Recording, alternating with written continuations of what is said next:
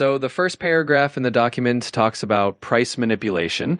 It uses the example of Sophia, who is a mechanic. She uses Bitcoin and realizes she can look at her customer's wallet balance on the blockchain. When she sees how much money he has, she decides to double her prices.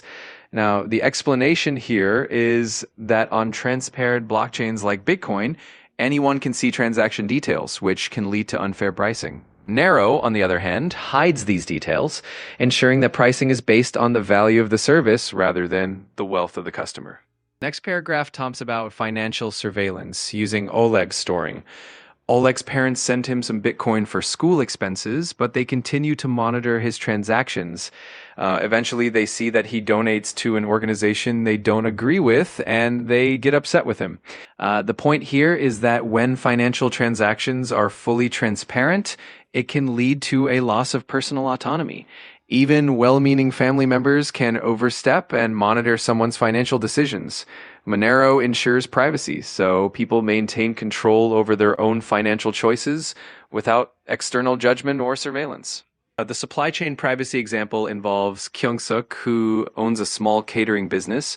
A larger company uses blockchain data to identify his customers and then tries to undercut his prices. This shows how transparent blockchains can actually harm businesses by exposing their customer relationships and strategies.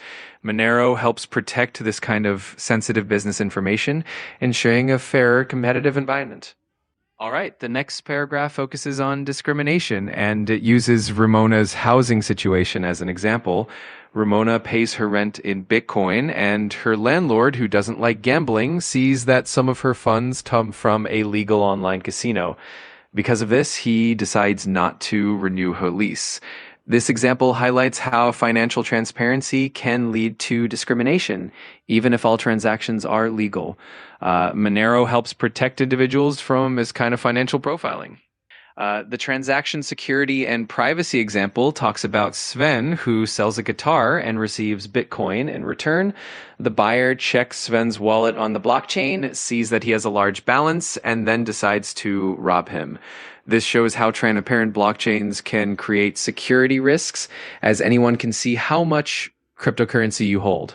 Monero, by hiding these details, helps protect users from becoming targets of theft. All right, let's move on to the next one, which is about tainted coins.